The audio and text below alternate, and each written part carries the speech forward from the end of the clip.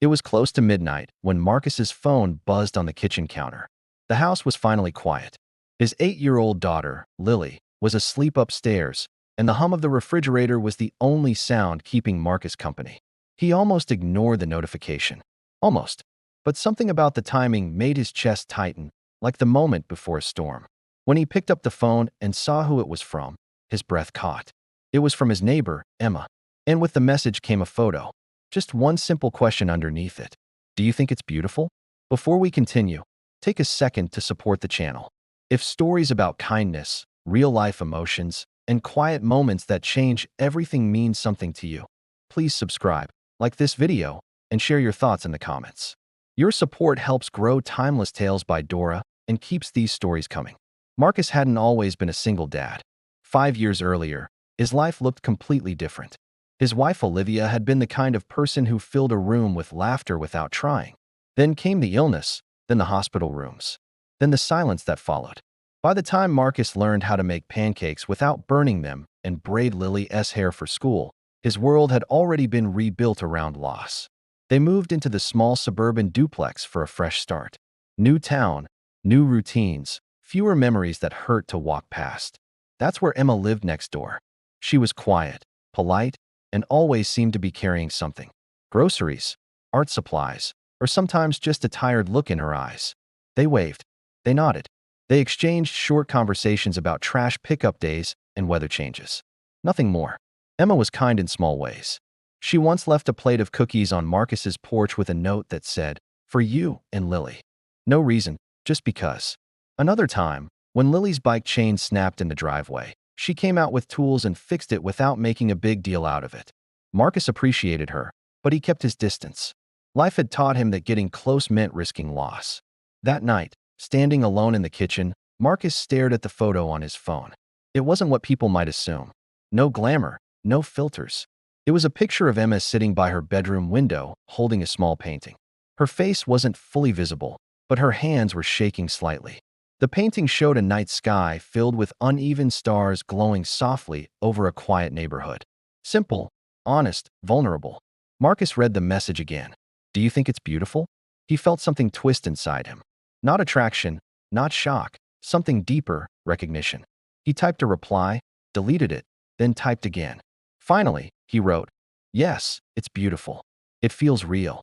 The response came almost immediately. "Thank you. I wasn't sure anyone would see it that way." That should have been the end of it.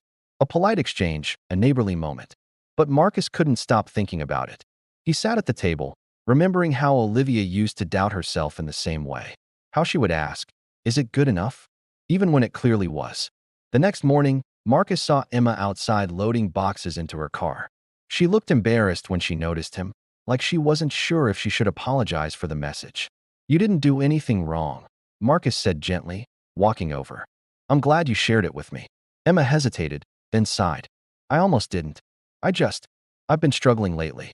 Art used to be the only thing that made sense to me, and now even that feels fragile."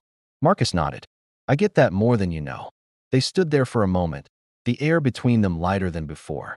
From that day on, small conversations turned into longer ones. Coffee on the porch, walks while Lily rode her bike, shared stories that slowly peeled back layers of grief, fear, and hope.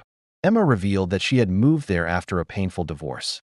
Her ex-husband had always dismissed her art as a hobby, something childish. Over time, his words had rooted themselves deep inside her. Even after leaving, she still heard his voice whenever she picked up a brush.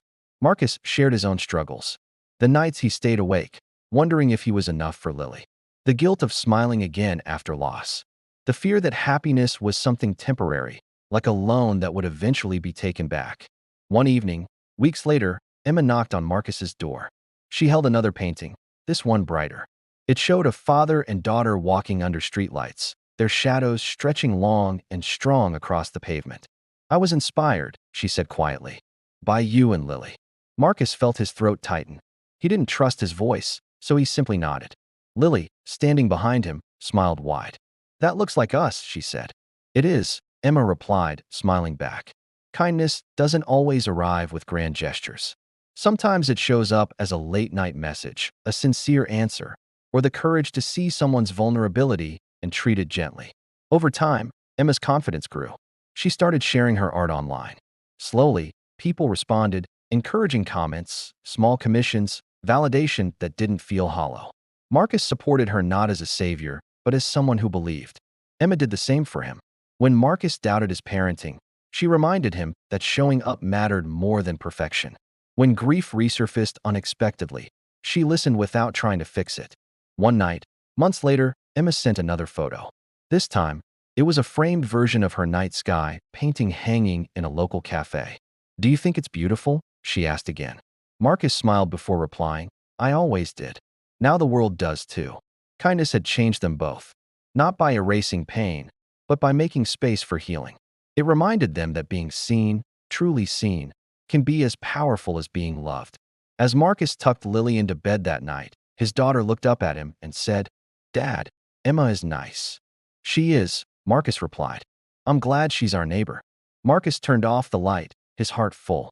He realized that kindness isn't loud. It doesn't demand attention. It whispers, "You matter," at moments when people need it most. And sometimes all it takes to change a life is answering a simple question with honesty and care. So if someone ever asks you, "Do you think it's beautiful?" remember this story. Your kindness might be the light they've been waiting for.